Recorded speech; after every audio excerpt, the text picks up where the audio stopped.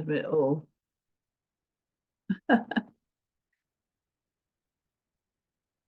So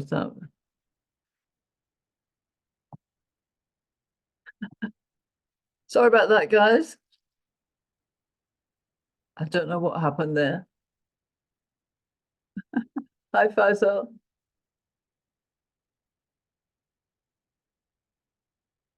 Hello, hi. Hello. Nice to be here. Good to see you. I'm not quite sure what happened to the. No, it's all right. I thought I got the timing wrong. No, I don't know why it didn't open. There's something. I entered the different place. Yeah. I apologize for the background noise. I'm in a cafe. It's usually much quieter, but today it seems to be some sort of gathering. I'm just trying to get everybody in.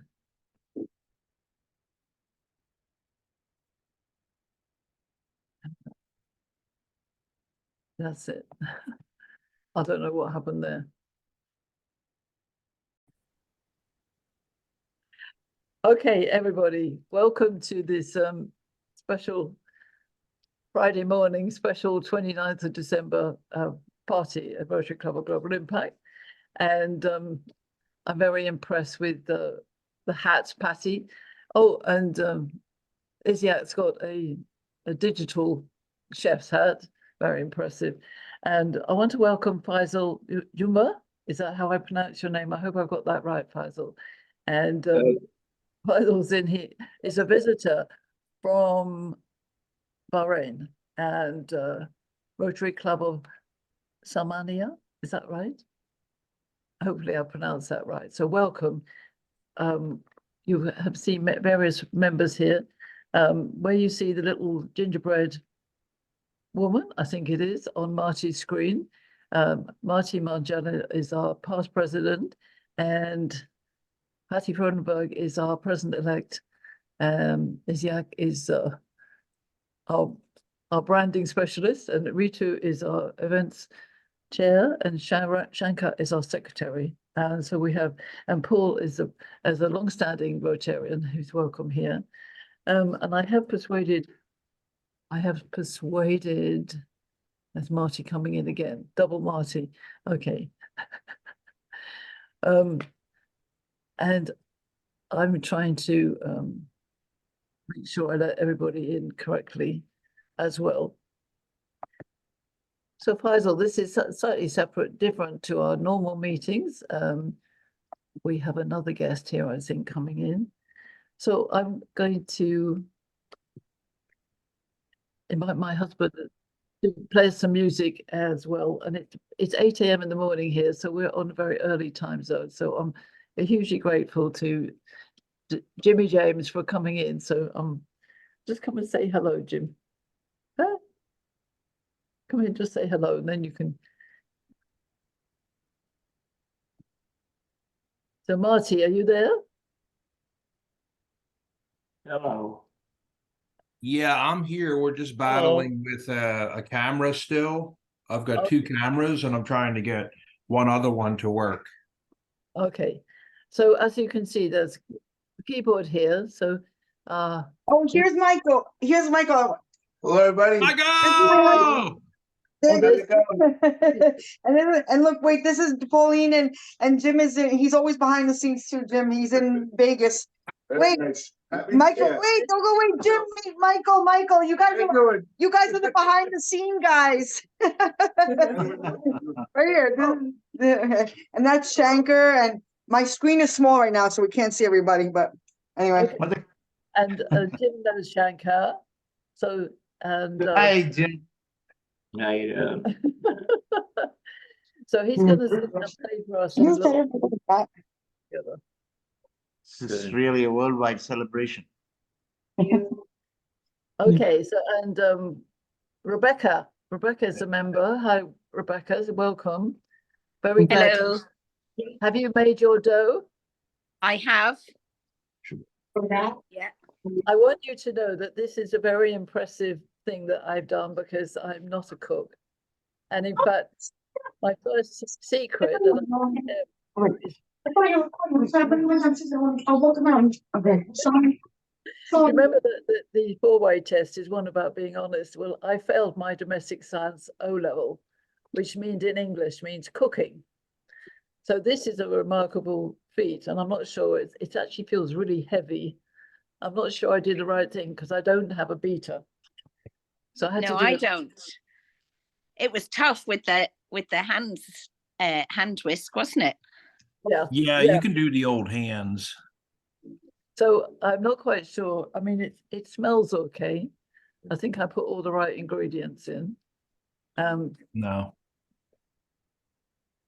But what I wanted to do, if I may, before we get into the cooking, Marty, we'll give you a little time to get ready. Thank you. I want to share a little bit about my story and Jim and my story. Is that okay with all of you? This is a love story. Oh, we've got a lovely visitor, Rathnavel. Oh, thank you. And also Sebahat from Bahrain. So I want us members to welcome all our guests. We've got a few guests who come in from the Rotary International WhatsApp group that I belong to. So it's wonderful to see our guests here. So I would like to share the story of love, which is about Jim and myself. So it'll only take a short while. But this is a story of love in mature years. So I am British. I was born in London, England, and Jim is American. He was born in Maryland, but on the East Coast. I've never been there, but he was born 5 years before me, and we were born a long time ago. So we met when I was 62 and he was 67.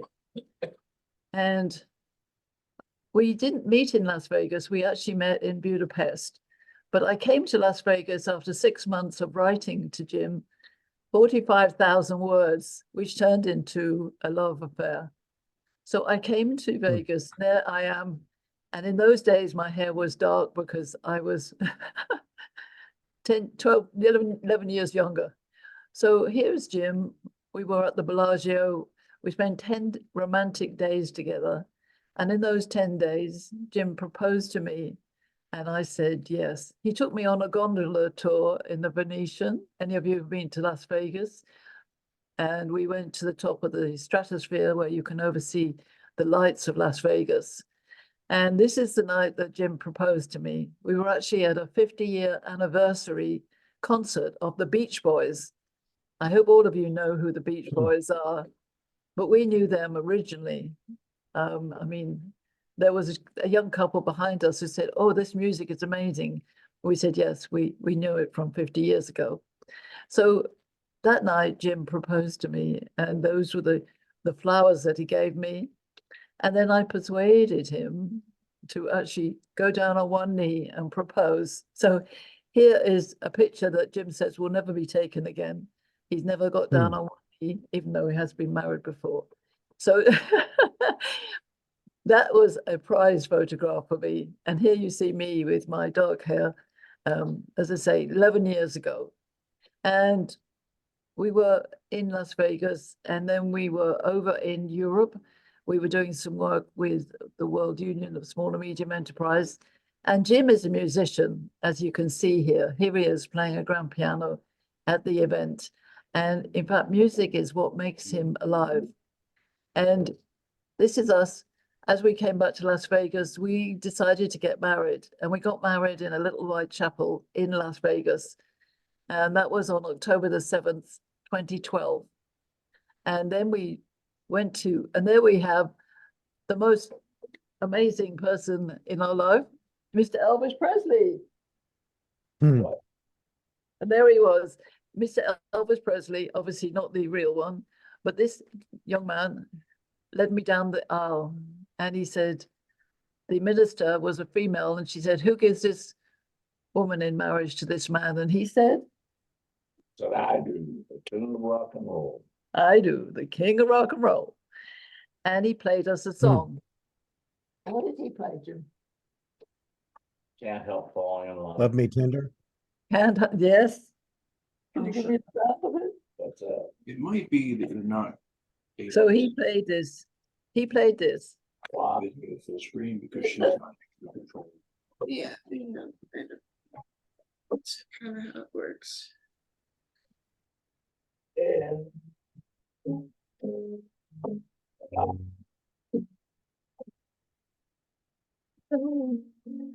Falling in love with you. Thank you, Jim. So there we were in a little white chapel, and this is Jim's family. And you notice there's actually a couple of cutouts. So the two of his family couldn't make it, so they said a cutout. My family were in England, and this is our cake made by Jim's daughter. Can you see that there's the clock from Big Ben and the Statue of Liberty? And we did go to sightsee. We went to the Grand Canyon, and we also went to France, and we ended up in England. And this is England. You can see it's much colder there. This is Brighton on the Channel. And this is where we got married again. Now, this was actually a very cold night where we had ice cream, but this is where we planned our second wedding. And we had lots of wonderful friends. And there's my daughter and my son behind us as we had our second celebration, and my grandson and my and that my granddaughter is now 13, my grandson's now coming up 17. So this was 10 years ago. And that was the night, the day was a very, very wonderful, warm, sunny day. And the event was so full of love. It was amazing. And then we had a couple of events in London that to show you our international life. But we ended up going to Kuala Lumpur. So in 2013, we went to Kuala Lumpur for 4 years, and we had some amazing, amazing times there. We were celebrated by ministries and wonderful contracts. We spent time in Singapore. If you know, this is Singapore where these amazing buildings are, and also in Penang on the wall there. And Jim was playing at the Jazz Festival in Penang. That was a great event.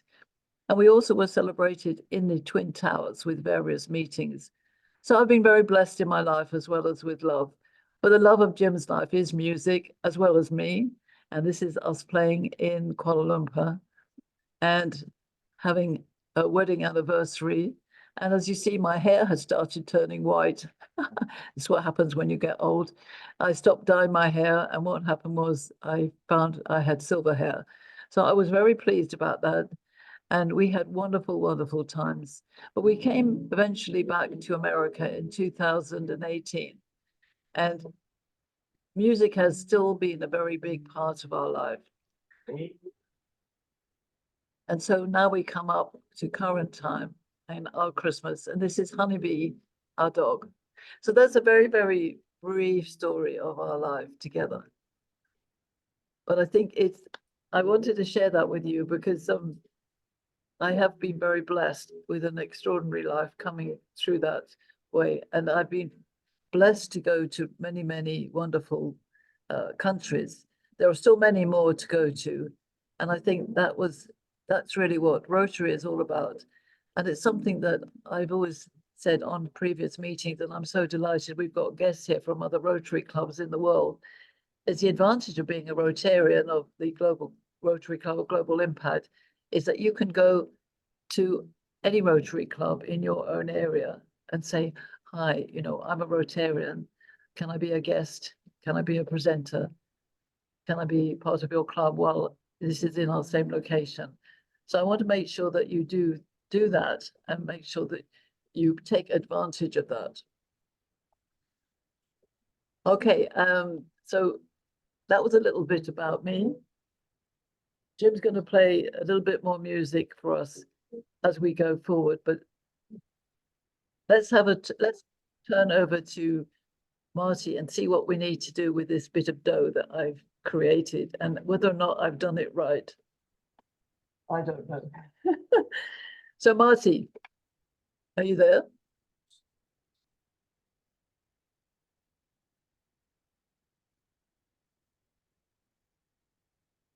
Is Marti there? I think we've lost him again. And how are you doing, Rebekah? Hang on. All good. I'm just getting all my last minute things prepared. Okay, I've just got to But let. my dough looks a bit dry. I don't know. I think mine is too, but no, we'll find out from the chef. Oh, now I'm spilling it all over my laptop. But yeah, it was very, very wet when I was putting it in the fridge, so I sprinkled it in flour and now it feels really dry. So we shall see. I think mine's a bit the same, so we'll see how it goes. We've lost Marti at the moment, so I think he's gone off screen. Maybe you could play something for us while we're waiting for Marti to come back. I don't know what I could play. Could you play my favorite song? Oh no, or something. That was a wonderful story, Pauline. Oh, thank you, Paul. It's real life. Yeah. And Jim is coming up to 80 this February, and his band is called Time Machine, and he's been a professional musician for over 60 years. Is it over 60 years? What's that? You've been a professional musician over 60 years. I'm gonna say I'm almost 80, yeah. And what would you call yourself as a musician? Are you classic rock and pop? That's what I prefer to play, yes. Yeah, so he plays classic rock and pop. So what's your favorite band? Eagles. The Eagles. And his favorite song of the Eagles is Desperado. Do you all know Desperado? Mhm. Yes. Yes, of course. Good. Would you sing that for us now? Would you like him to sing that for you? Yes, While we that'd be wait for great. Okay, here we go. Desperado. Desperado. You can all sing along.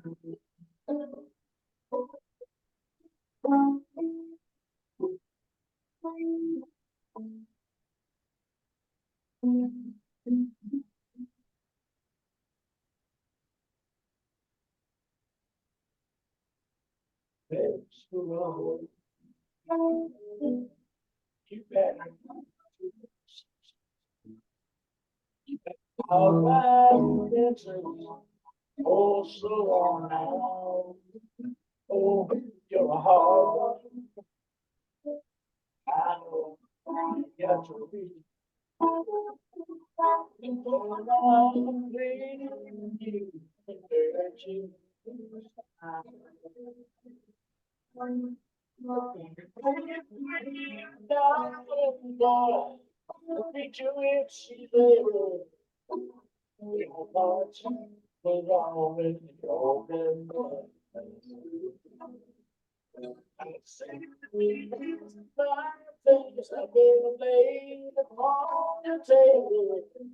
But you're home, the ones that you can't get.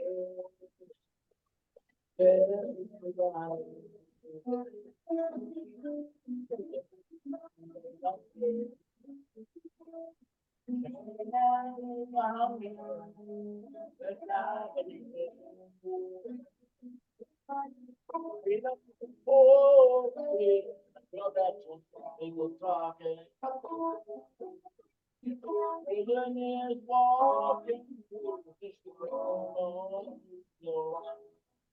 this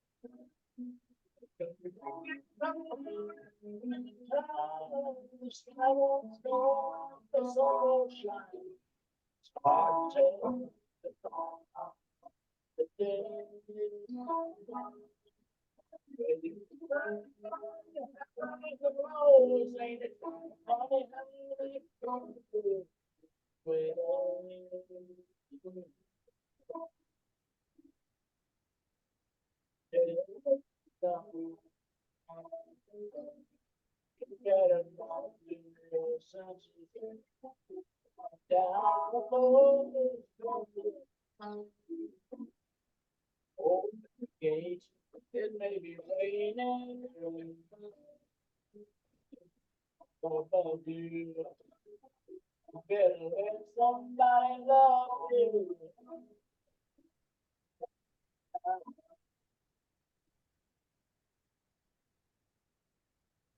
Let somebody love you. Oh, Mr.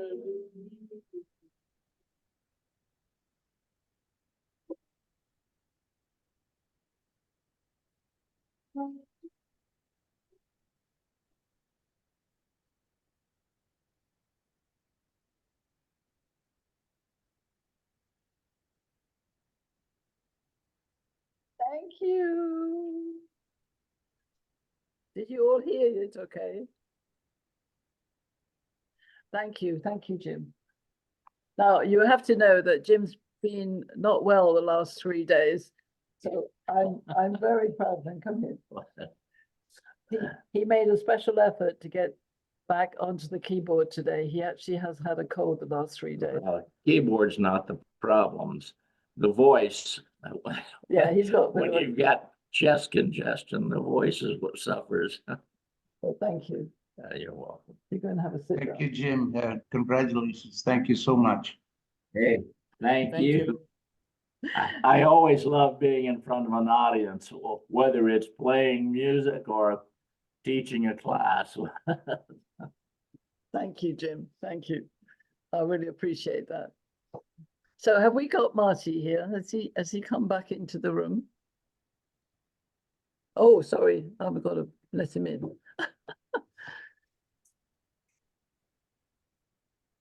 So we've got 2 screens for Marti, I think.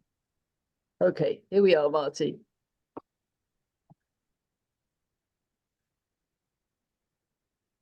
Marti's here.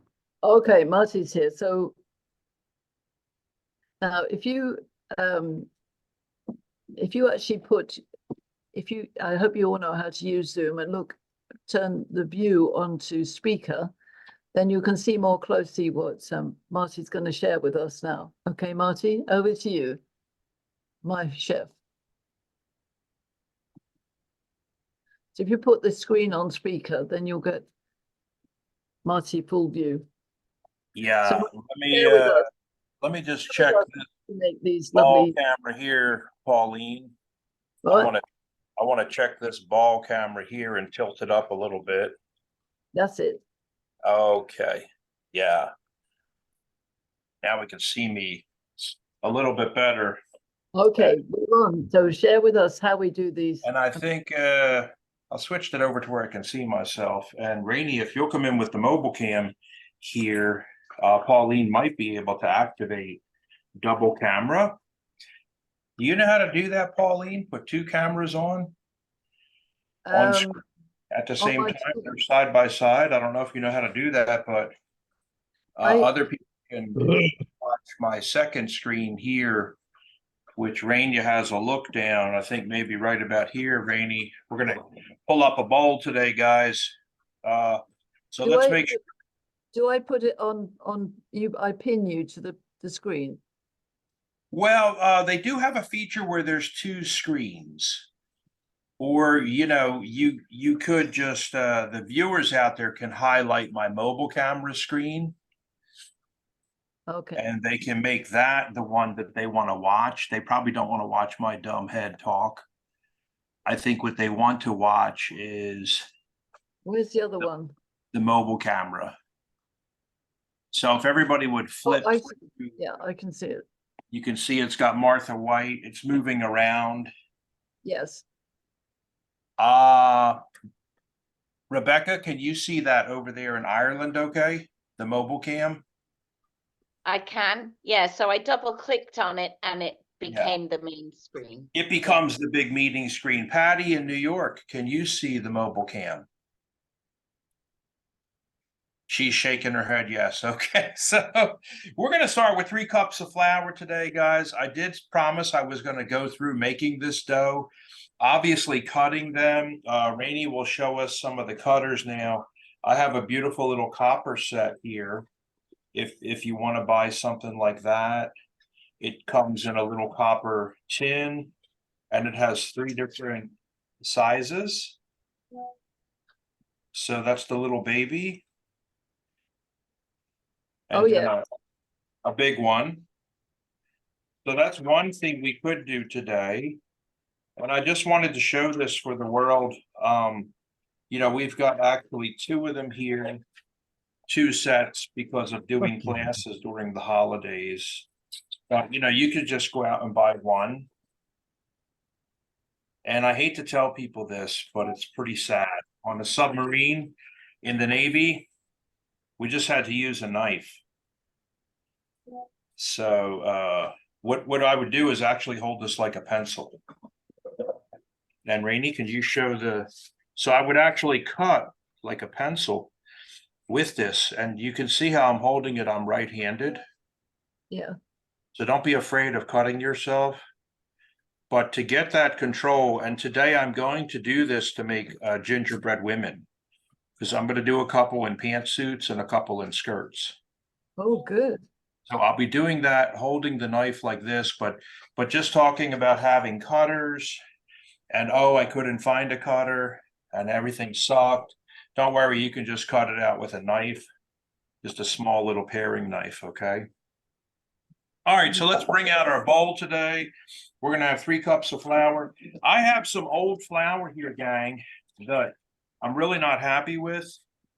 And I think it's semi-dangerous. So to avoid lumping, what I'm gonna do is I'd like to have a whisk, you know, like, and maybe put it inside a sieve.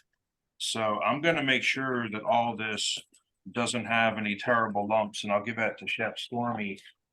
But yeah, I might just use a whisk and a sieve to, if you're ever worried about your flour, or you bought it at the grocery store, you know, and maybe it was sitting on the shelf a little too long and it's semi-scary because it's got some lumps. This is the way to make sure. Look, there is some lumps. Okay, so that's how we're gonna just take care of that so that you don't have a problem. And today we're supposed to have 3 cups of all-purpose flour. So let's go on ahead and do a little bit of that. And you know, in Europe, it's just a matter of just changing the measurement. Okay. And I generally will tap on it to make it settle down. I don't want to have it too fluffy. So let's just keep doing that to make it settle down. And this is nice now. This flour is safe. So I would just say, you know, if you're worried about your flour, there's 2. And you can run it through a sieve. This is some extra dust. I never really cooked a lot measuring perfectly. I kind of look at the ingredients and guesstimate, and I think I'm concerned again, just off the top of this brand new bag of flour here. I'm not really convinced. And if you get it wrong, you can always adjust this later. So you can use a spoon like this too. But just to be safe, I really want this to be quite fine.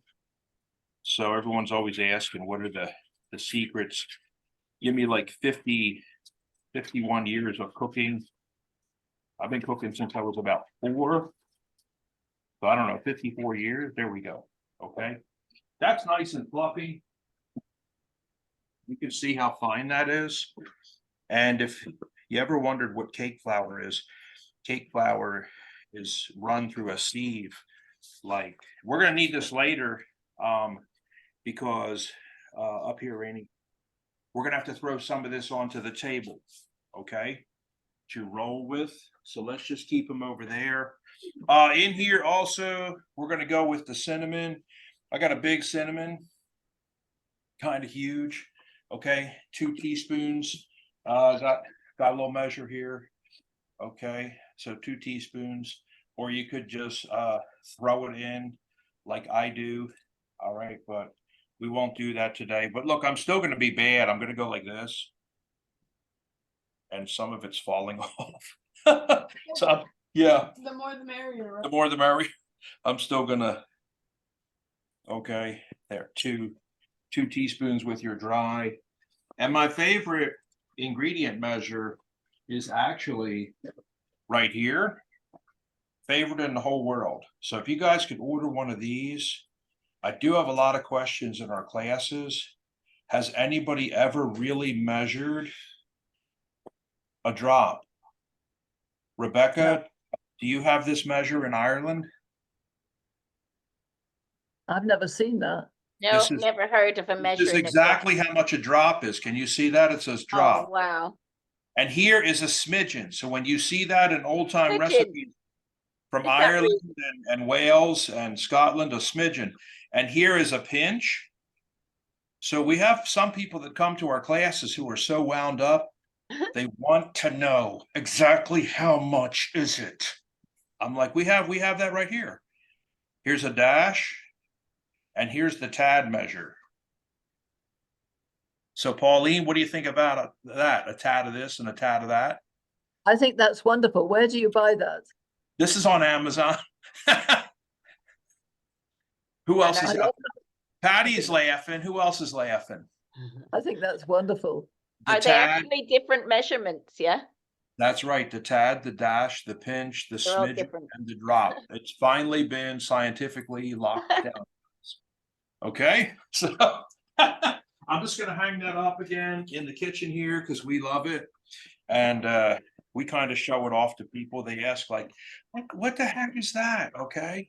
All right. I jumped past the ginger.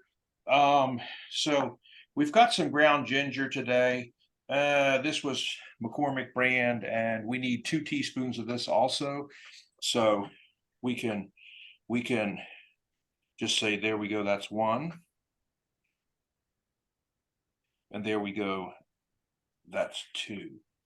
And they put this new rubber seal on the top of it. I've never seen. Have you ever seen that, Stormy?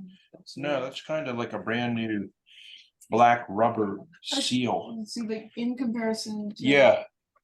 In comparison to something else, that's something new that they've started to do. So kind of cool. And baking soda. We did buy a little one last night, and the main thing we were concerned about is, the baking soda can become inert, INERT, and lose its power. So I told Stormy, she's like, well, we have one at home. I'm like, yeah, but how old is it? And they want you to change this every 30 days. Expiration on this is 2026. So I was like, just grab a little one. Just get a tiny small one. And this thing is pretty lumpy too. You better give me that sieve again, Stormy. This one's a bit lumpy too, okay? On this one, we're gonna need 1 teaspoon of baking soda. So we can also, that's definitely easily 1 teaspoon. Okay, I don't think I'm gonna use all that, but let's just run that through. And somebody had sent me an email saying, hey, can I use self-rising flour? And I wrote back to them and said, no, because that generally has baking powder. This recipe calls for baking soda. So no, you can't use self-rising flour. Okay, they're asking you to use all-purpose flour. Next ingredient on the list, of course, was the nutmeg, a 1/4 teaspoon of nutmeg. And yeah, we've got it right here. So 1/4 teaspoon, pretty darn close. And I'm going to be honest, guys, I told Stormy, let's just use the pumpkin pie spice. She's like, well, that's not nutmeg. I was like, but there is nutmeg in it, so we can just use that up. If you ever have a problem, feel free. You're going to just have to switch some stuff out if you can't find something at the store. And here we've got a 1/4 teaspoon of salt. So Stormy, yeah, no, I think you better give me the really fine salt. A lot of times we cook with this rock salt that Patty and Mike gave us this beautiful shaker. But honestly, for this, we really need some very fine salt. And today's 1/4 teaspoon of salt. So I'm just gonna go with our favorite Morton. When it rains, it pours. 1/4 teaspoon. There you go. Further on down the list, guys, you had the softened butter, 3/4 cup. We've got it here. It's softened, and hopefully this makes Rebekah's day. Can you see that, Rebekah? Yeah, it's the same as the one I used in mine. Yeah, exactly. So give me up here, Rain. I want to just talk about, I'm going to do a commercial for Kerrygold today. This butter, we cook with this with everything that we cook with, okay? The Kerrygold butter from Ireland, it is the best butter in the world. And if you read the studies on it with the chlorophyll in the grass and the number of days that it rains and the sunlight and the winds and the cows that eat this grass, it's what makes it so good. It's very, very difficult, if not impossible, to replicate on Earth. People have tried in other areas and regions and done the Kerry family system, and it doesn't work. Okay, so Kerrygold butter, we're going to have that, and yeah, we've got it softened. So let's just get that sucker ready there. And Rebekah, can you tell us a little bit about Kerry? Because we've also noticed that Kerry is now available, and we're seeing it into little tubs. We've never seen that before in America. Can you tell us a little bit about Kerry? Well, I don't think I've seen it in the tubs. So they might be doing that for the American consumers. Wow. Wow. Yeah, it's been like Americanized, I guess. People Like, is it spreadable? Yeah, it's in a spreadable, and I've never seen them do that before in a little plastic tub. I wouldn't trust it. It's not real Kerrygold butter then. Yeah, you just have to leave it out of the fridge. You don't put butter in the fridge. You leave it in the butter dish, and it's always ready to spread. Yeah. So if you guys are wondering also, it's okay to leave butter out. She just said to leave it out, and a lot of Europeans leave their cheese out. They watch what Americans do, and they consider that us putting cheese in the refrigerator is killing it. But it's okay to leave your butter sit out, like she mentioned. There's all the dry. Any questions about the dry ingredients today from anybody out there? Well, I used a gluten-free flour because I'm on a gluten-free diet. And I thought I should put some xanthan gum in it, but I actually didn't have a clue how much to use. So I just put about a teaspoon in, and I don't know if that's going to be enough to kind of hold it all together. So, yeah, I think that's going to be pretty close. What have you found physiologically and medically? Which kind of gluten-free flour do you like? Because, you know, President Clinton's gluten-free, and we were using spelt with him, spelt flour from Egypt. I use this. Where are we? Free plain white flour. Okay. But yeah, you could use almond flour, rice flour. There's lots of gluten-free flours. Yeah.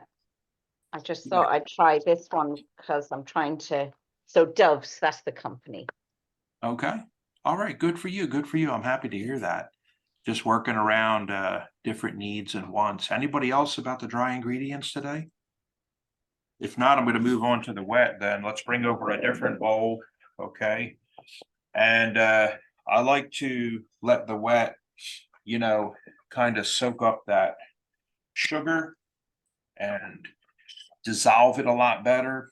When you put like sugar into the dry directly, it's not going to dissolve as much. Okay. So I always like to macerate and let the sugar dissolve in some type of wet. And today our wet, of course, I'll ask Stormy, give me one egg, please, honey. We're going to use an egg today. We've got, of course, the butter and brown sugar, which is just molasses with regular sugar. We've got the molasses here. We've got the brown sugar. Okay. So I'll just put this regular sugar away. I don't know why I thought I needed that, but you know, I'm kind of a silly person. All right, and I think I'll throw this away so you don't get a drip on there on you. Yeah. Let me just rinse one more time there. And clean my hands again. And so we'll bring down another little whisk here. And for the list, if you guys had the list, let's go down the list, okay? So we'll go on ahead and start with the egg and half a cup of molasses, all right? So like I said, sometimes I may just look at, that's half a cup, okay? If you wanna measure it and make a mess, feel free. If you want to just pour it, which is probably what I would have done, I would have just poured it in, okay? Then you can do that too. And I encourage you to have fun and turn cooking a lot less into a science, because I've been listening to people for 50 years tell me, well, you can do that with cookery, but in baking, it really is scientific. And it's like, no, it's not. You just pour it in there, okay? So, was everybody able to find molasses? How Well, are we I doing? found them. I didn't know where to look because I never heard of them. So I looked it up on Google and then I found it. I couldn't believe that you had never heard of that. How about that? Well, I couldn't find any. I'm not a cook. Oh, okay. I got you. All right.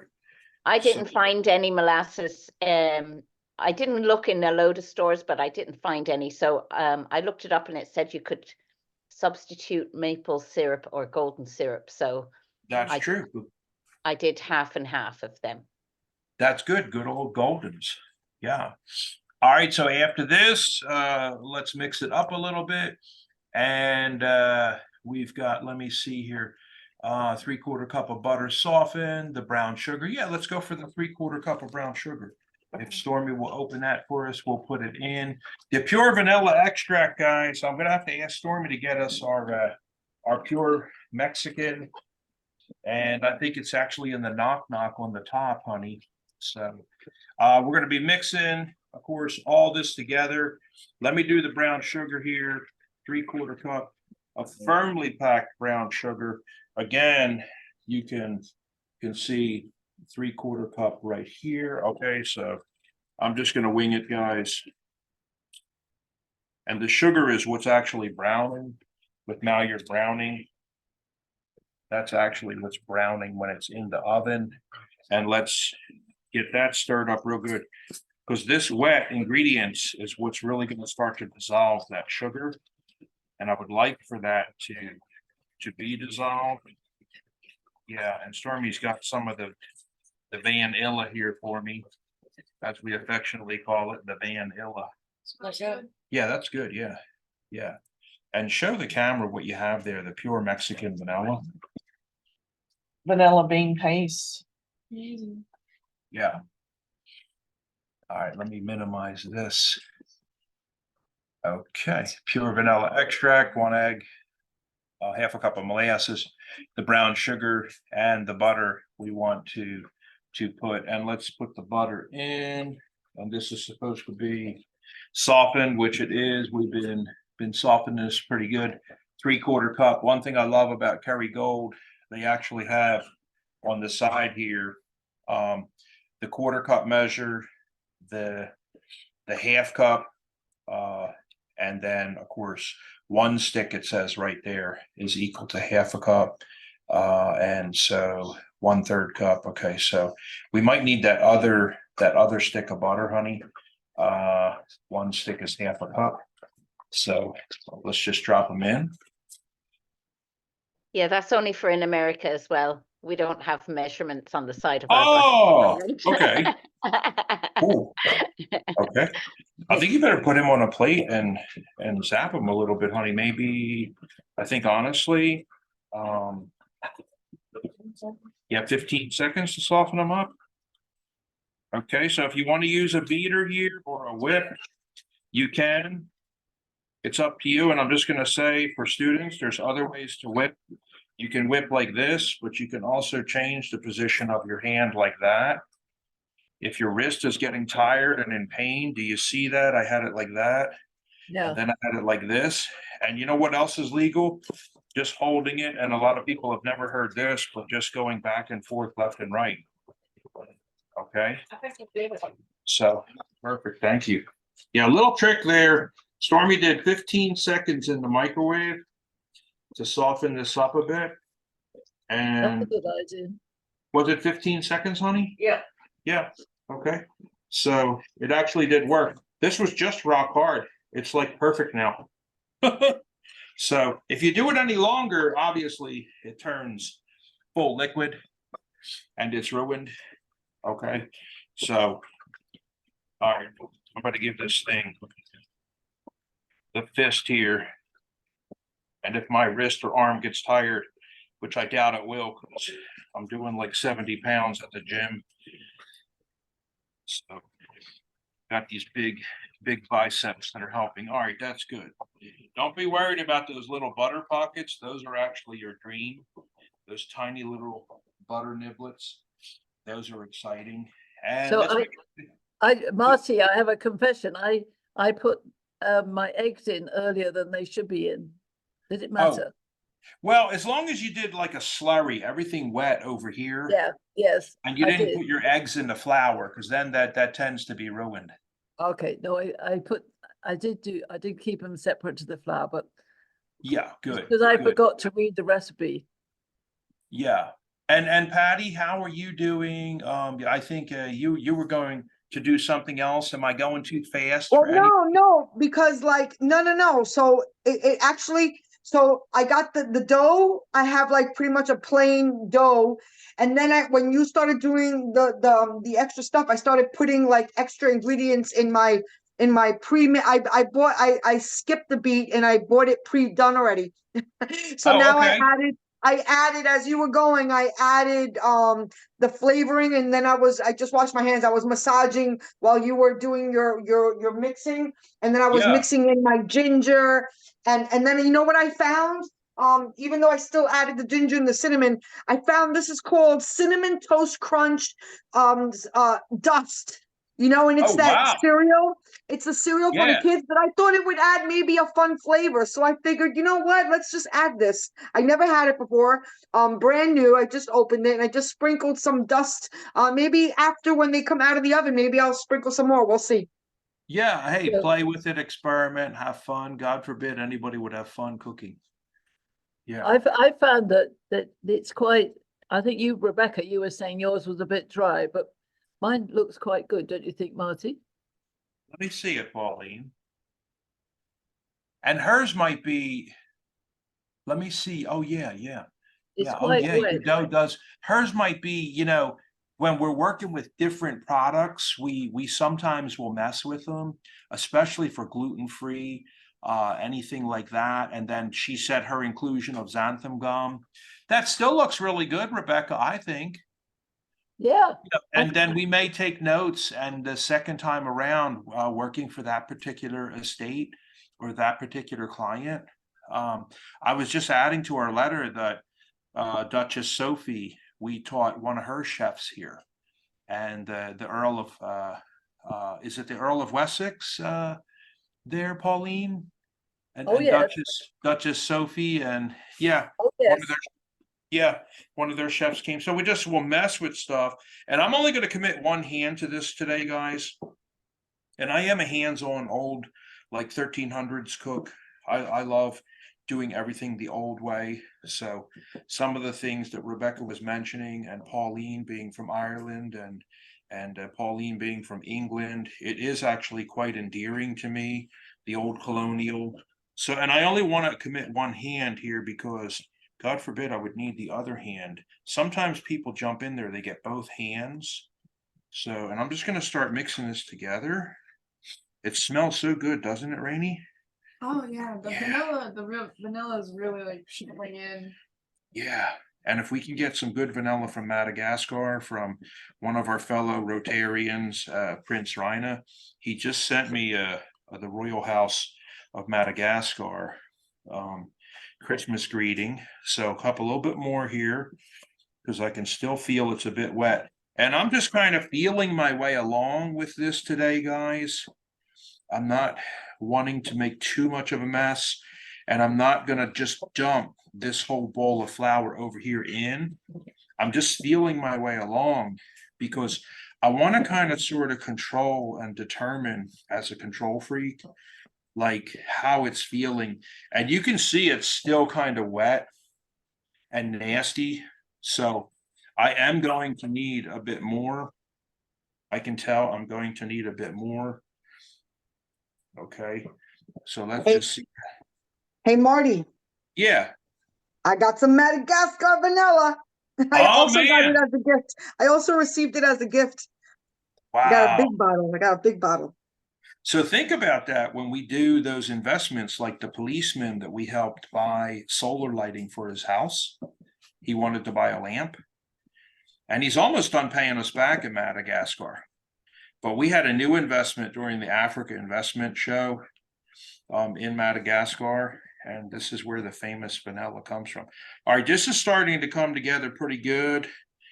And you can see in there in the bottom, I've got some dry that's not picking up. So I'm gonna get some of this off and flip it upside down and throw its face down into that bottom. And this bowl should be clean by the time I'm done. And right now it's looking, and what do you guys think out there in TV land? It's looking to me like I'm not gonna have enough flour. Because look, it's still that wet. Okay, so I want you to be aware of Marty's mistakes, and it's really not Marty's mistakes. A lot of times it may be I use 2 brands of flour. Maybe the one has more of a saturated effect to it, you know, than the other did. It could be from the winds, the way it was grown, the crop that year. You know, there's only so much. At some point, I tell people, you are going to have to know how to cook. You can only scientifically run this stuff down a flight of steps. All right, well, now we're ready to mash and fold. This is a very nice soft dough. And I don't want to make it too, go ahead. Yeah. I was going to say, I'm just asking in the chat, are gingerbread cookies common to all countries in the world? How is what? Are gingerbread cookies something that are common to every country in the world? Is it, or is it an American English thing or Irish No, thing? I've seen them when I lived in Japan for many years. There's all kinds of gingerbread sold there. I think it's like a German pretzel. Once people find out, you know, that something's really good, or you got the satay out of Malaysia and Indonesia, people find out, like, you know, this recipe called satay, and take the chicken and put it on a stick and put it over the barbecue, and they find out something's really good. It starts to spread. So I was somewhat shocked. Isn't it still kind of unknown, like who first made pasta? Yeah, from China, right? Yeah. Oh yeah, from But China. we don't know exactly who did it. Yeah. Yeah, we have some idea, but yeah, then the Italians ripped it off and made it very famous. Yeah. But it comes from China. And I've still got a little bit of some smear up there. And this is how we're going to clean up. You guys should have very clean hands. Just put some flour in your hand, and you should be able to literally rub this wet gingerbread with little niblets off your hand. And maybe what you want to try to avoid doing is the urge within your mind to go to the sink and flush all this stuff down the sink, because what happens is it gets down in the pipes and it attaches itself to the pipes and it starts to grow.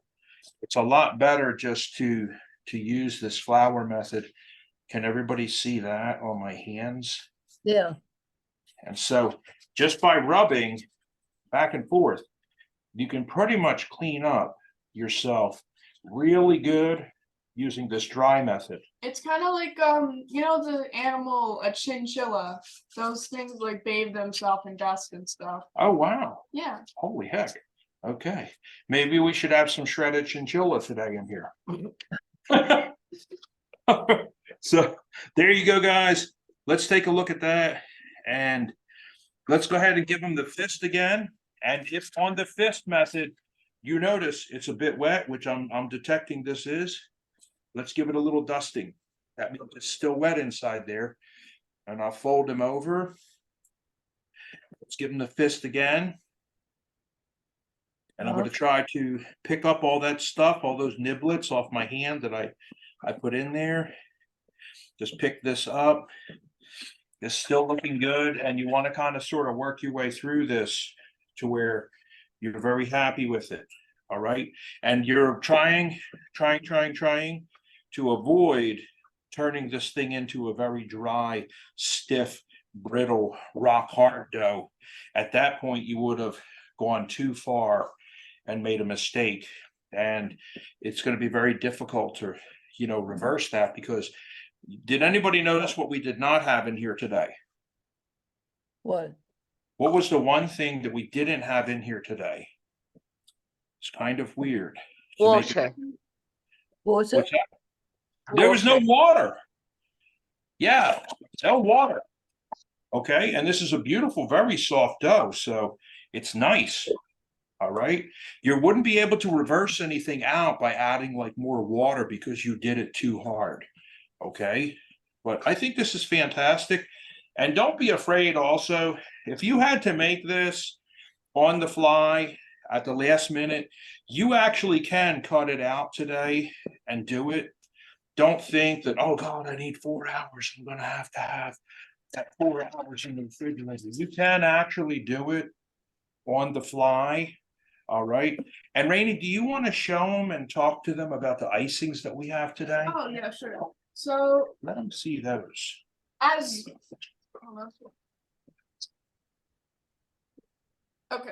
we all know, Christmas colors famously are green and red. So we got green and red icing and also white. We have a scale to scale gingerbread here, and we can tell white frosting is very prominent. And we're also gonna have some sprinkles, little Christmas evergreen trees, and some little stars. And then I'm gonna use this nice big round table of sprinkles to, add details and stuff like this right here. That's gonna do some good. You got some brown ones, blue ones, you got little dinosaurs. Yeah, just a bunch of stuff. And you've also got yellow. Yeah, they're little stars. Okay, so whatever they want to buy, whatever they want to get, it's going to be good. And your dough now, it should not be sticking all over your hands, guys. Okay. Yeah. And so mine's not. And I got the Pioneer Woman rolling pin. So we're going to want to roll this out. Also check your ovens. Should be on 350. We're on 350 over here today, Rainey, on convection. So we have a 25 degree reduction. Rebekah, are you on a number 1 through 8? What do you have? Mine is 350. Because when I lived in Europe, my stove was 1 through 8. It was an English version. The dial, what do you have? Do you have a Celsius there, or? I think she's checking. Oh, okay. I'm going to divide this in half. I've got like temperature 0 to 250 is the highest. So. But that's your Celsius, right? Yeah. So we're asking for 350 Fahrenheit. So Patty, can you do a converter? 350 degree Fahrenheit to Celsius. She'll look it up. Okay, and we're gonna make 2 discs, guys. All right. I got a little bit of flour rolled out. Now, not to butt in again, but I had an idea for a Little Women gingerbread. Okay. So instead of paint being like a pain in the foot and trying to carve them out yourself, maybe you could you take your little cutty out thing and you line it a little bit with flour. I'm just gonna. You just like get the edges dirty with flour, and then I guess once you have, I guess you can just like line it out a little and then add on whatever you want later. That doesn't really make sense, but Yeah, you can line it out and add on later. yeah, like Add a skirt. yeah. Okay. yeah. I put that other one in the fridge, guys. So Okay. everybody should have a disc here. And first method, because mine is soft, is pat. I'm gonna So pat it. the Celsius is 176.67. Okay, that's equivalent to 350 degrees. Yeah, Thank so I'll put it you. in the chat. I'll put it in the chat, 176. Oh, I just lost it, yeah. Okay. And we just want to make sure that we have enough flour on the table. You saw what I was doing there. I was checking it. I didn't feel as though I had enough. Yeah. Okay. So you definitely do not want to stick to the table. If you detect at any time that you're sticking, you want to stop immediately. Okay. And the workaround for that is if you do get stuck, you could use a spatula to get this off. And while we're rolling, we're going to notice to 1/4 inch thick. So we're going to notice, and I'm not even putting any pressure on this. It's so soft. I'm just rolling. But for you folks who made your dough last night, you may have to put pressure. Yeah. I've rolled mine out. Yeah. Oh, beautiful. Okay, so 1/4 inch thick. And this is really a matter of preference. You may want extra puffy.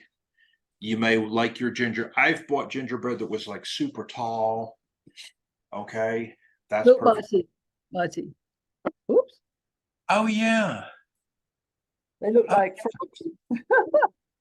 Beautiful, beautiful. Patty's over there. Yep, Rebekah's throwing down. This is exciting, man. Yeah. I should have had I'm using a water bottle just to improvise. You could use a cup. You could use, a big, cup, a plastic cup. I'm just doing this just to show, like, if you don't have a rolling pin, you could use other things to improvise. a wine bottle is very popular, Patty. And I just get the flour dust off of it later. So, and I don't want to go too far with this because I don't really like the super, thin. That's not my preference, but everyone's different in life. So looks like this one guy, he actually broke. Oh no. So we may want him to solder. Well, he come apart a little bit. Maybe we can fix him. They'll probably be There, he's fixed now. Okay. So, and what Rainey was doing earlier is very important. So I'm going to go on ahead and get a small pile here. This is another secret. Small pile of flour, gang. What she was doing was this. You put that in there and move it around a little bit. And when you do your first, you want to go as close to the edge as you can. Can you get film real close to that edge there so that you don't have any waste? Okay. And we can kind of sort of shake him around. And what happened was he got all wet gingerbread on the inside, which again is why we want to go back to the pile and we want to agitate so that the flour gets all around. And when we go in again, we're going to be very thrifty. We're going to position that edge as close to the previous edge as well as the edge over here as we possibly can. We'll do a little shake and let go. And go back each time. You want to go back here. So let me know if I'm going too fast for anybody. You want to just go back each time there, okay? So let's get as close as we possibly can each time. And let's press him out. Okay, and maybe I'm going to go over here and do a smaller guy now. Can I do one? Okay. Yeah, you're going to do one, okay. And don't forget your shake, because that totally separates. Yeah, you want to do baby? Yeah. You totally separate when you do the shake each time. Yeah. Right, and full dusting, inside and out. Okay. And then I'll demonstrate doing a hand cut one, because they have people doing like dinosaurs. I'm just going to pick him up like that. Okay. And this dough is so soft that I am gonna get a spatula. So I think a nice metal spatula will be good to lift him up. And if for some reason you screwed up, which God knows I have many times, but if you screwed up and you've got a little too much flour on there, you can always use a brush either now or later to brush that off. So don't worry about that as well. All right. There's a couple little pieces there, just ruining the man. So let's put them, and we're going to actually recycle this dough in a second. We're going to roll it up again. And you can do that, but it does make it tougher and tougher each time. And we're not going to need a lot of space. Could you show them the pan here, Rainey? We're not going to need a lot of space in between each gingerbread. It's going to be okay for them to be very close.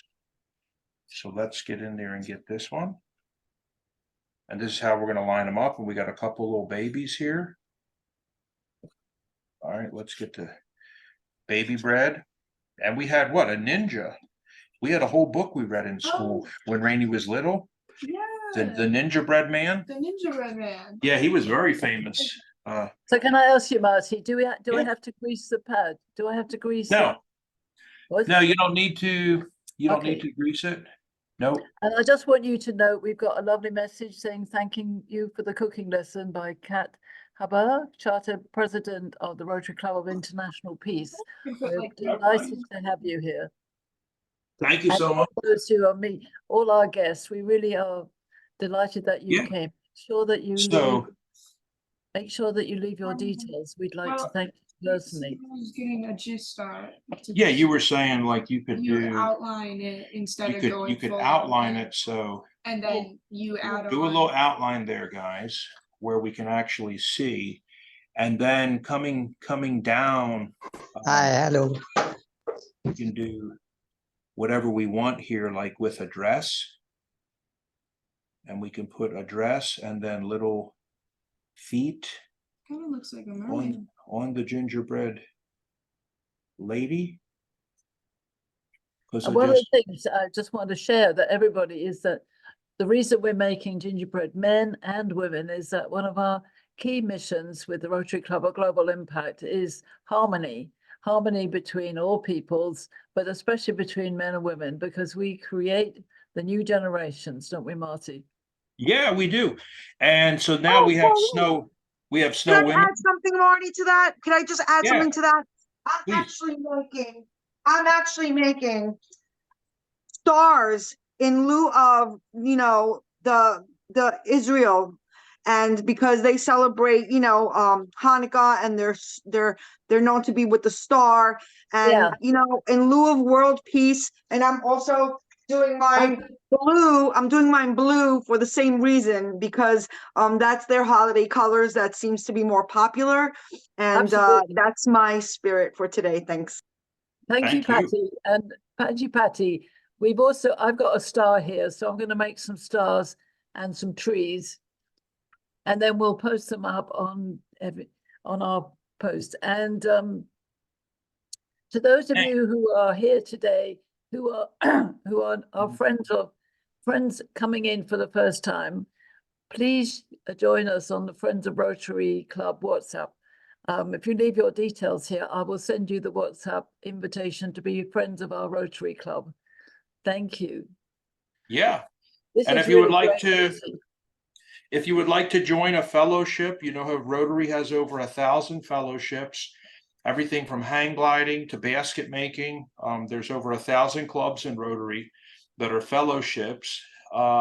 They do have a flight demonstration team of aerial acrobatic pilots for Rotary that flies worldwide, parachute teams, basket making, macrame clubs, knitting, crochet. But one of the ones that I belong to, obviously, I just got my invitation to Italy again. And you guys can see I'm putting that dough. I lifted it up right off the table. But one of the clubs I belong to is the International Gourmets for Rotarians. And the headquarters for that fellowship is out of Italy. And we just had our annual meeting in Rome. So that's kind of fun. That would be a fun fellowship to join. Just contact me and I'll put you in touch with Vincent Corollo. And look, I've got that recycled dough off the table, ready to go again. Any questions about recycling your dough? No, that's really good. So I my have a question about the recycled dough. I have little tiny niblets, right? Yeah. Are they gonna burn faster? Do I have to check on them or are they They all are. gonna cook the same? Okay. They are going to burn faster, yeah. If you've got different sized items in there, like my little babies are going to cook quicker than my adults. So This is a little I've got a very simple question. Do I bake the cookies before I decorate them? Yes, Yes, you bake. yes, Yes, definitely, 100%. yes. And if they're going to cool rather quick, so you're going to be ready to go here shortly with no problem, because they're so thin, they're going to cool rather quick. And we're going to start decorating. And then whenever we decide like we've got it and that's enough for the holidays and people want to get ready for New Year's, I think we can follow up by even more and more photos on WhatsApp. Well, that's what I was thinking. For those of you who are visitors here, we need to invite you to our Friends of Rotary Club so you can see the finished articles. Yeah.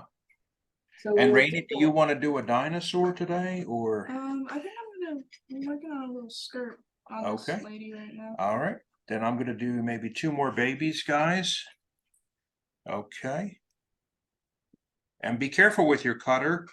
I don't know if everybody can see that out there, but the top of the cutter is bent, metal, and the bottom is sharper. Okay, so we're supposed to be putting the bottom down.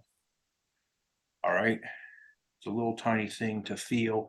And I've got one more pan here, so these are a little bit stiffer this time around. So a little bit more cooperation with lifting them up because this recycled dough, it's getting stiffer because it has a lot more flour introduced into it. So who's that? Is that our little granddaughter? I thought I heard Patty's granddaughter in the background. All right. No, kid-free zone right now, kid-free zone. I'm the biggest kid here. Okay. So gonna bake at 350, pop it into the oven and 8 to 10 minutes. Yes, I'm gonna it put the was. second batch in right now. Got a batch in here and look at how puffy they're getting. Rainey, take a look. Look at how puffy they're getting, guys. Those are beautiful. Okay. So I'm going to put mine in. And at some point you might be concerned about how much you can keep doing this with this dough because it's going to, get ruined sooner or later and overworked and be, really, really quite stiff. This is probably going to be the last time. And I'm going to give this to Rainey because she's very creative. I'm going to ask her, take this dough. This is a good thing for the kids. Take this dough and just make, and she's very, very good at doing this, but just make this into one whole cookie without cutting. Okay. Okay. So she'll make something. She's made ships in the past and kites and all kinds of things, but let's get her a little bit of flour on the table. So you'll be holding the camera? Yeah, I'm going to switch with you after I wash my hands, and I'm going to make that disc again for her to kind of get her going.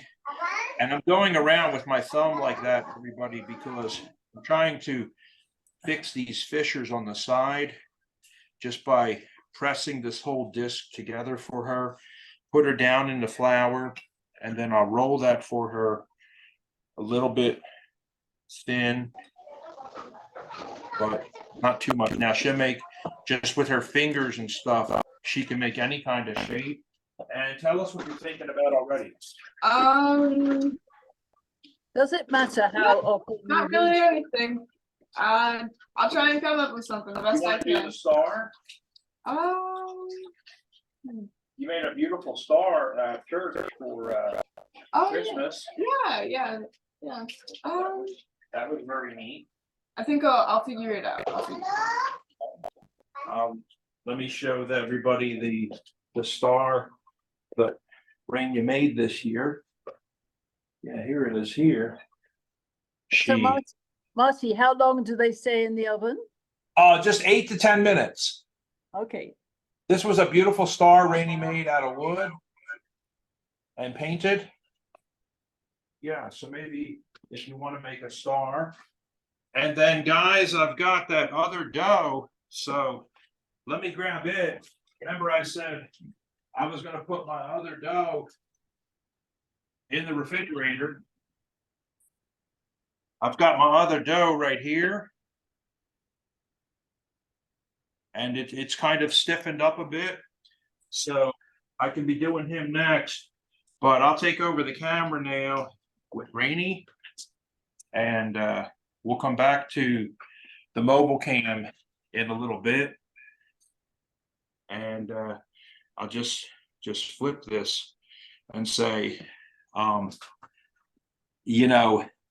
this is a lot of fun during the holidays, and the smells are crazy good. So I think everybody enjoys them. The whole house gets smelling.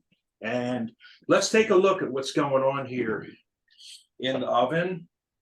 And don't be afraid just to check it, press on it, and feel it. That still feels a little bit tender. Again, it's supposed to be at 350 today. I'm running it on convection, so mine has an automatic 25-degree deduction for convection. That's when the fan's running. Okay. Yeah. I'm gonna roll this And up. any questions about today, guys? Yep, let's see. Anybody? Yummy, thanks all. Peace is an inside game. Yeah, thank you. Could you tell us a White House chef gingerbread story? What was your favorite? Was you requested to cook a specific gingerbread man or something to that effect? It always was, Patty, doing the gingerbread, every year. I would do up at Camp David, like whole resort designs. So the edible mountains are made out of cake, and the roads. And one year I even put a whole limousine team driving up to Camp David with limousines.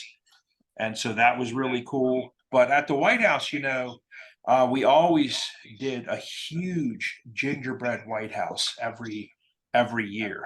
So, that of course was heavily photographed, and they keep doing it in different designs. And I would say, one of the tricks for the windows and the window panes, the stained glass, is of course we take lifesavers and we melt them down in different colors and let it reharden. And that's how we get stained glass.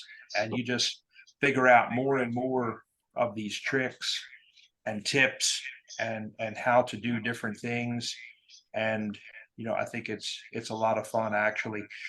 We would often, Patty, I'll tell you right now, just before Thanksgiving, I would start actually doing, the gingerbread.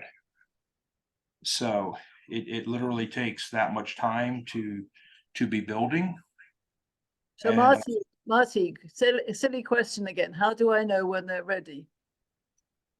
Oh, it's going to be brown around the edges.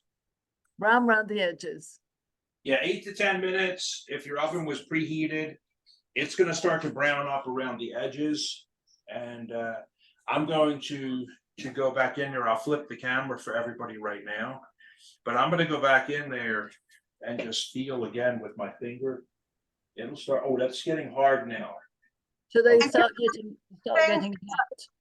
Can I add one more thing that my good friend who's an amazing baker, I always said to her, how do you know? Because I'm a great cook, but baking, I always am a little bit like, oh yeah, like you said, that myth of the science thing. So she said, well, the nose knows. Marty, Yes. what do you say about that? Yeah, I agree, because if you start to smell burning, it's time to turn off take the pan out. If you start to detect that little bit of burning, it's time to take the pan out. Let me turn that down, and I'm going to just put this here.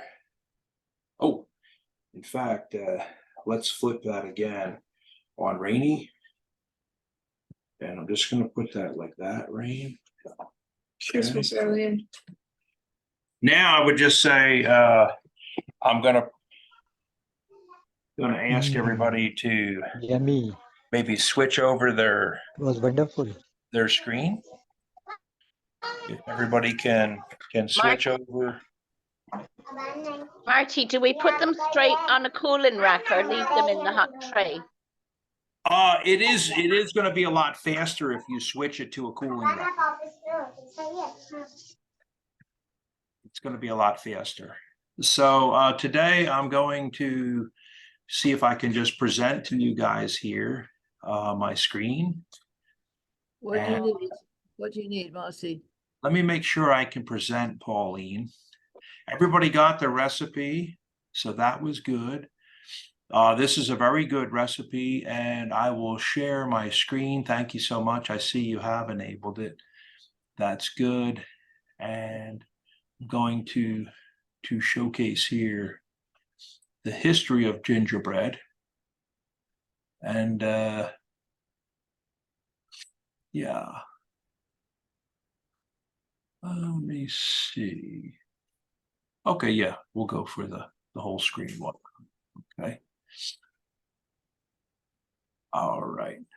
So you guys should be able to see my Zoom screen there. And now I have switched over to the history of gingerbread. Can everybody see that? Yeah. Okay, so I'm at the history of gingerbread. This is part of the History Kitchen, historykitchen.com.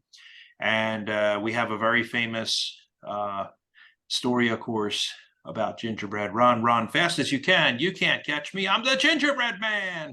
From the Gingerbread Man, a fairy tale. And it does say no confection symbolizes the holiday. Now we have seen these things. From edible houses to candies.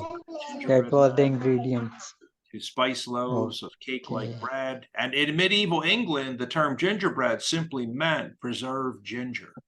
And it wasn't applied to desserts that we're familiar with until the 15th century. So that was around the 1400s. And now, of course, the term is broadly used to describe any type of sweet that combines ginger with honey, treacle, or molasses.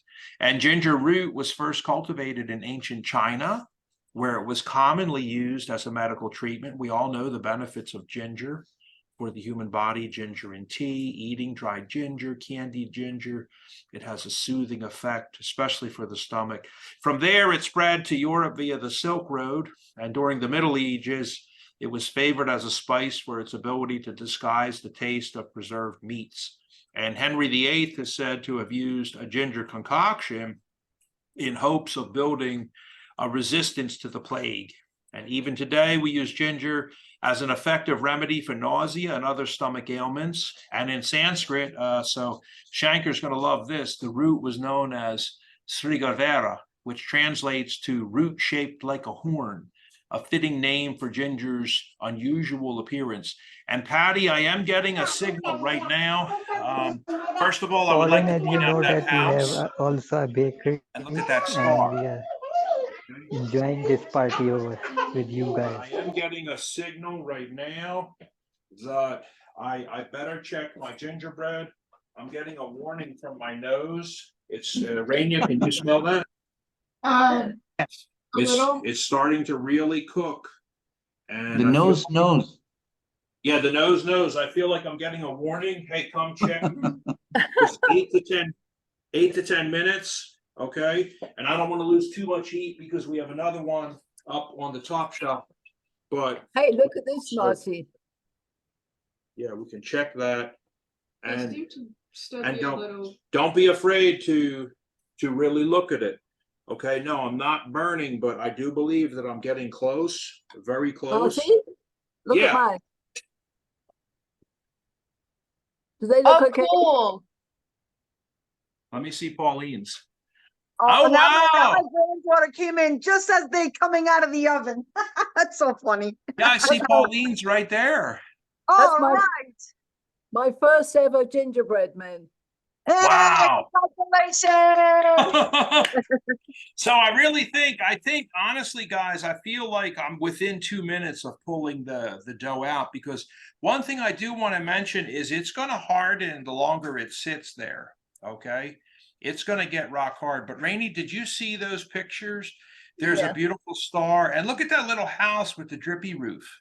That's great. That's very easy to do. A little house. You could do a house today. Well, I think the gingerbread that we have here is starting to get a little. If he had it, I'm going to give He's you the had it. fresh then. Okay. Let me give you some fresh stuff. Why don't you do a couple of gingerbread houses? Yeah. And we'll decorate them like that. Sounds good. And I'll just wrap up today, guys, by saying gingerbread houses, the first known recipe for gingerbread came from Greece in 2400 BC. And Chinese recipes were developed during the 10th century. And by the late Middle Ages, Europeans had their own version of gingerbread. The hard cookies, sometimes gilded with gold leaf and shaped like animals, kings and queens, were a staple at medieval fairs in England, France, Holland, and Germany.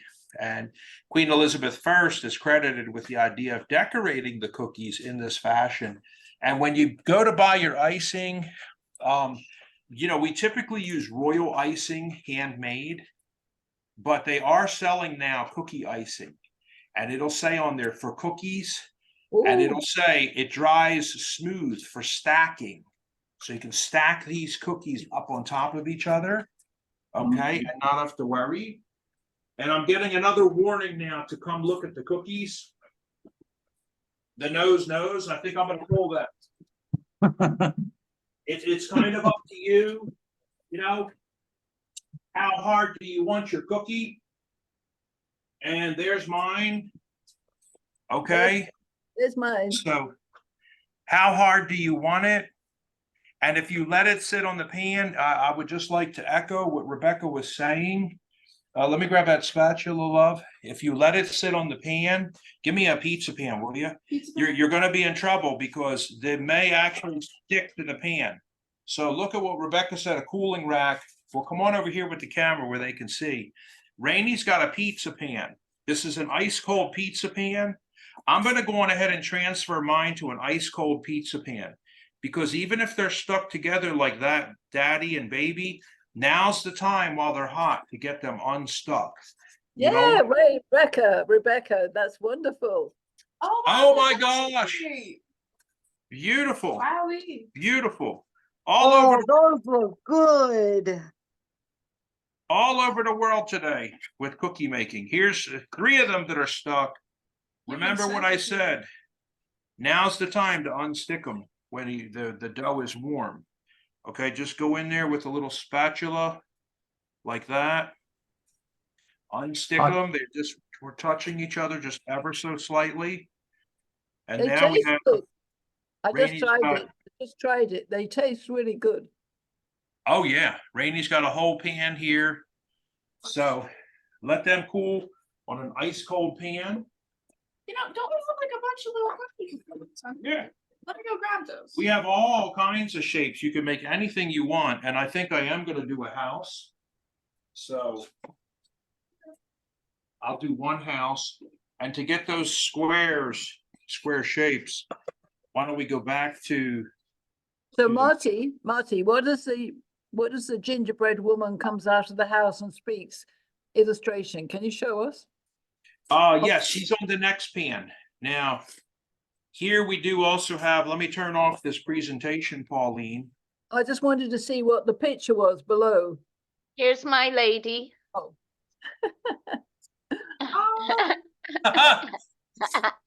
This is very good, everybody. Is it good? Yeah. And Yeah, get us a really brush good. out of the drawer, Rainey. Rainey's got a bunch of different shapes here. This is one I had recently just bought. Hey, can I get a hand? So I don't know, can everybody see that, the hand? Woo. There's a hand. But she's got all kinds of shapes here. And I'm over here on the mobile cam again. Here is a choo-choo train. So just all kinds of shapes. There's the candy cane. Hey, Rainey, look at that candy cane. You could do that with red and white stripes. Yeah, I could. Okay. And I'm going to move over here now, guys. And just talk about decorating with your icing. This was, this was the lady with the dress. So I'm gonna do her in a full month dress. And I'm gonna wait until I get a warning again. I'm still over here on the mobile cam for all. Oh yeah, these are rock hard. These are ready to go. Okay. And I asked Randy to get a brush. I'm still on the mobile cam if you guys want to switch over to the mobile cam because the brush. Hold this for 1 second, will you, Randy? Sure, the brush or The camera. well, my hands are covered in flour. You look okay, just grab it by the edges. You're not as bad as I was, but if you've got a little bit too much flour on there and you don't like it, you can easily just, now's the time, you can just do a little dust up. Okay, and clean them up a little bit.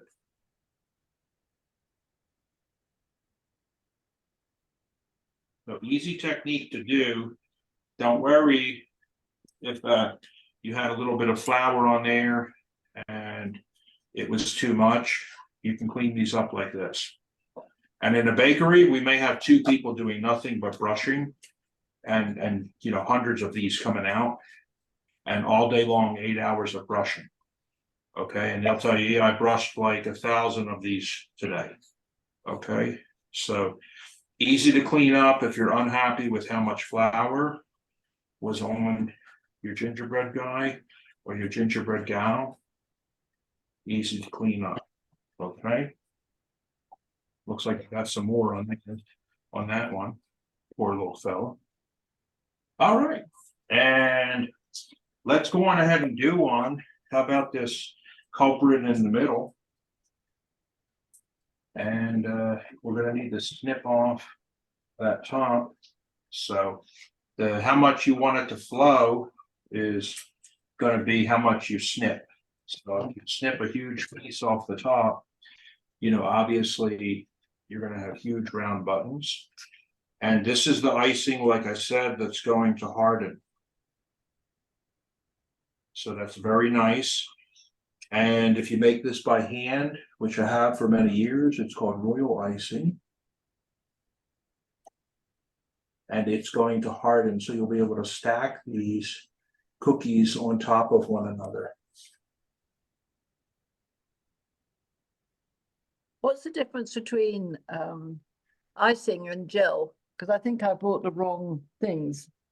The gel, you know, is like a wet gel. So that won't go hard.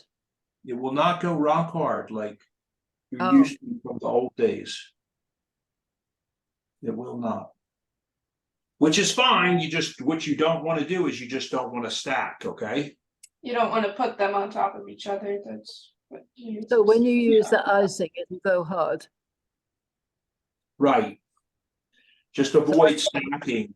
You know, I got you the can wrong ones. I got the wrong ones. You can decoratively put them out on a beautiful platter for everybody to appreciate, but don't stack. And I Okay. think this looks more like gingy, so let's go back over to gingy. If you're wanting tricks and tips, this is how gingy looked. Yeah. And don't do that stuff on his knees, because that's when his knees were cut off in Shrek. Yeah. You're the king of the stupids. And I need to go and get some icings. If these can you put the decoration on anytime? You can put the wet icing that you bought. Let me show her a wet icing up here, Rainey. Okay. You know, they have the wet icing for cakes. So I have one up here also. It looks like this. It's called decorator's icing. Oh, That's perfectly fine to put on. You don't want to stack. If you buy cake icing or decorator's icing, you just don't want to stack. You want to put your cookies out on a beautiful platter for everybody to see. Gel is more so for cupcakes and cakes and stuff like that. You know, but royal icing is more so for cookies. Okay. okay. I'm going to get ready to say goodbye to everybody today. I Yes. think what I'm gonna do is let me turn off the mobile cam, Pauline. Can everybody come on camera so we can take a photo? That would be good. Is everybody there? Hi, Shankar. Hi, Ritu. Give me the white icing, will you, Rainey? White icing. Or give me my gingerbread man that I did. I'm gonna bite him on camera. Yeah, thank There you. you go. I just pulled out my other pan. Can we take a photo of us? Oh, Ishita, Yeah. can you And take the a photo? casualties, you can make a parfait. These are like casualties I made into like, I just broke them up, the ones I wasn't pleased with, and I'm gonna make a little parfait. So, you know, you can never, anyway. Did somebody take a photo? I'll do that in like 5, 4, 3, 2. Smile. Done. Thank you. Thank And you guys can see, I'm holding my my gingerbread man up in the air. And already the icing is not dripping off onto the table and all over my computer. That royal icing is very cooperative. And it's only been within about the past. Beautiful, Pauline. I don't see what's wrong with that. That's great. It's good. It's only been in about the past 5 years that Wilton, a world famous cake decorating company, has perfected the royal icing of England to where you can now buy it. Because in the old days, trust me, I've had to make that royal icing like this to where it would be this rock hard. Which It's is what all I'm made doing. Yeah, it's all made by hand. Are you doing it by hand? Yeah, I've got my green, my white, and my red. Amazing. See this? Well, I just want to say We don't have those fancy things over here in Ireland. We have to make our own.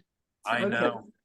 Well, I just want to say a big, huge thank you to everybody for coming. A huge thank you to Marti for sharing his expertise.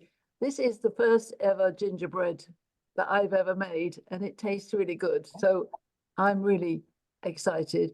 And we'll put the recording out so everybody can see that we've done it. I want to welcome, thank you, Faisal, for coming, and Jerolin, who's here, and everybody who visited. We'll get in touch with everybody.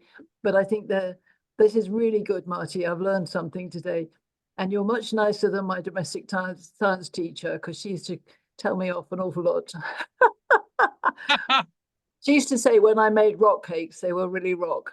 Anyway, that's The way I pulled this out of the oven, you can see it is about a little more than a 1/4 inch thick.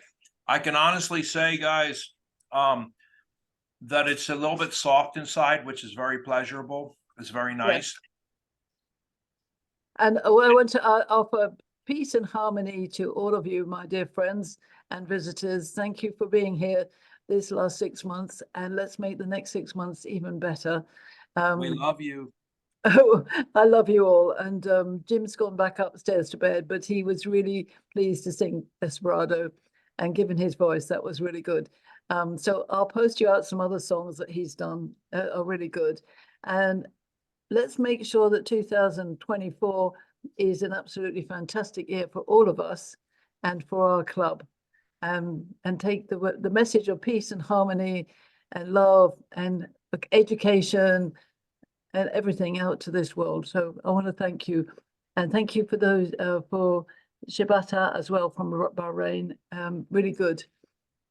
Anything else that we wanted to say? Warm and fresh as the gingerbread. Thank you, 2024. Faisal.